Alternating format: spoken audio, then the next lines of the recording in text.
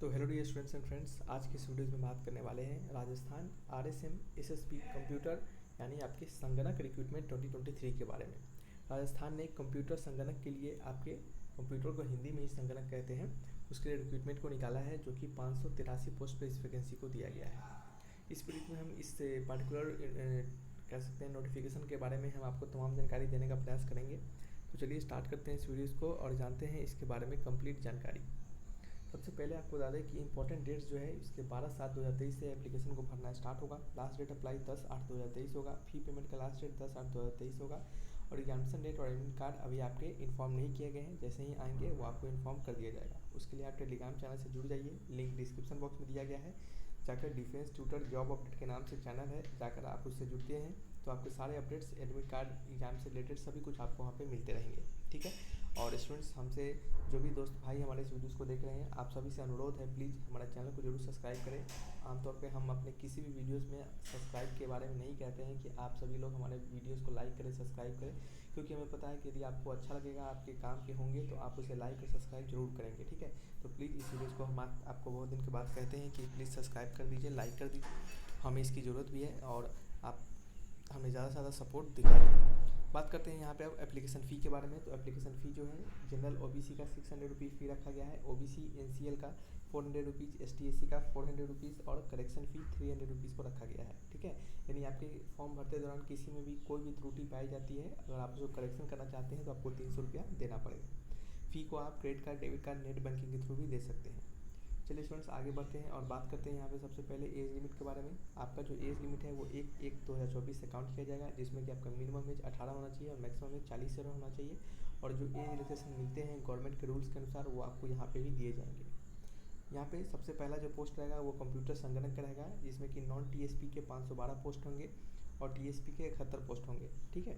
आपको बता दें कि ये जो आरएसएसपी कंप्यूटर एलिजिबिलिटी इसके लिए जो एलिजिबिलिटी क्राइटेरिया है वह क्या रहेगा, तो आपको बैचलर डिग्री होना चाहिए, किसमें, मैथमेटिक्स में या फिर इकोनॉमिक्स में आपका एक सब्जेक्ट होना चाहिए। ध्यान से सुनिएगा, बैचलर डिग्री विथ मैथ्स और इकोनॉमिक एज ए सब्जेक्ट। ठीक है। आपके बैचलर डिग्री में मैथ्स या फिर इकोनॉमिक एक सब्जेक्ट होना चाहिए, तो आप इस फॉर्म को भरने के लिए एलिजिबल हैं। ठीक है। चलिए नीचे बढ़ते हैं। और भी तमाम इसके लिए आपके कह सकते हैं क्वालिफिकेशन रहेगा आपको, तब भी इसके लिए एलिजिबल है। जैसे कि दूसरा क्वालिफिकेशन, यदि आपके पास आईटीआई कंप्यूटर ऑपरेटर और विथ प्रोग्रामिंग असिस्टेंट और data preparation and computer software certificate, ये सभी की डिग्री है, तब भी आप भर सकते हैं फॉर्म। या फिर आपके पास degree, diploma, certificate in computer science और कंप्यूटर एप्लीकेशन में है, तब भी आप इस फॉर्म को भर सकते हैं। ठीक है। चलिए नेक्स्ट है, आपके पास देवनागरी लिपि का नॉलेज होना चाहिए। देवनागरी लिपि यानी आपको हिंदी का नॉलेज होना चाहिए। दूसरा इसमें जो पोस्ट है वो तहसीलदार यानी तहसील रिवेन्यू अकाउंटेंट का है, जिसमें कि नॉन टीएसपी के 170 पोस्ट है, टीएसपी के 28 पोस्ट है। ठीक है। इसके लिए डिग्री क्या मांगा गया है, इसके लिए डिग्री मांगा गया है आपका बैचलर डिग्री, किसमें मांगा गया है, इन एनी स्ट्रीम, किसी भी स्ट्रीम में आपके पास बैचलर डिग्री होना चाहिए। ठीक है। और नीचे लिखा गया है, ध्यान से सुनिएगा, और आपके पास इंटरमीडिएट एग्जाम पास होना चाहिए institute of chartered accountant of India New Delhi और institute of post and work accountant Kolkata. ठीक है। एंड साथ ही साथ आपके पास NIELIT ओ लेवल यानी 0 लेवल एग्ज़ाम पास होना चाहिए, या फिर उसके पास और आपके पास डिग्री, डिप्लोमा होना चाहिए कंप्यूटर साइंस में और आईटी में, और आपके पास RRSTPP सर्टिफिकेट कोर्स होना चाहिए। ठीक है। यदि इसके साथ साथ, यानी कहने का मतलब ऊपर वाला जो डिग्री है उनमें से कोई भी, या तो आपके पास बैचलर डिग्री होना चाहिए या फिर नीचे वाला जो होना चाहिए इंटरमीडिएट एग्जाम पास वाला। ठीक है। और इसके साथ साथ एंड लिखा गया है, ध्यान से सुनिएगा, इसके साथ साथ आपके पास ये भी होना चाहिए। ठीक है। इनमें से कोई भी। ठीक है। तो आप इस फॉर्म को भरने के लिए एलिजिबल हैं। अब इसके बारे में थोड़ा जान लेते हैं कि इस पर्टिकुलर फॉर्म में आपके सिलेक्शन प्रोसेस क्या होंगे, इसके में आपको सैलरी कितने मिलेंगे। ठीक है। स्टूडेंट्स आप यहाँ पे देख सकते हैं, यहाँ पे है आपका ये जो रिक्रूटमेंट प्रोसेस है उसमें किस प्रकार से कैसे कैसे है। ठीक है। इसमें आपके समान ज्ञान के कितने 30 प्रश्न होंगे और अर्थशास्त्र एवं गणित के 70 प्रश्न होंगे, यानी टोटल 100 प्रश्न आपको पूछे जाएंगे। प्रत्येक सही पर 1 मार्क्स दिया जाएगा, प्रत्येक गलत पे 1/3 मार्क्स को आपके डिडक्ट किया जाएगा। ठीक है। और पेपर जो होगा वो स्नातक स्तर का होगा, यानी ग्रेजुएशन लेवल का होगा, और अभ्यर्थी को कम से कम 40% अंक होना चाहिए इस एग्जामिनेशन को पास करने के लिए। ठीक है। फिर साथ ही साथ आपके कटअप भी रिलीज किए जाएंगे। इसमें आपके सब्जेक्ट होंगे जीके का, जिसमें हमने कहा है कि 30 क्वेश्चन होंगे, और स्टैटिक, इकोनॉमिक्स एंड मैथमेटिक्स से 70 क्वेश्चन होंगे। टोटल आपको 2 घंटे दिए जाएंगे और इन 2 घंटों में आपको एग्जामिनेशन को देना है, ठीक है।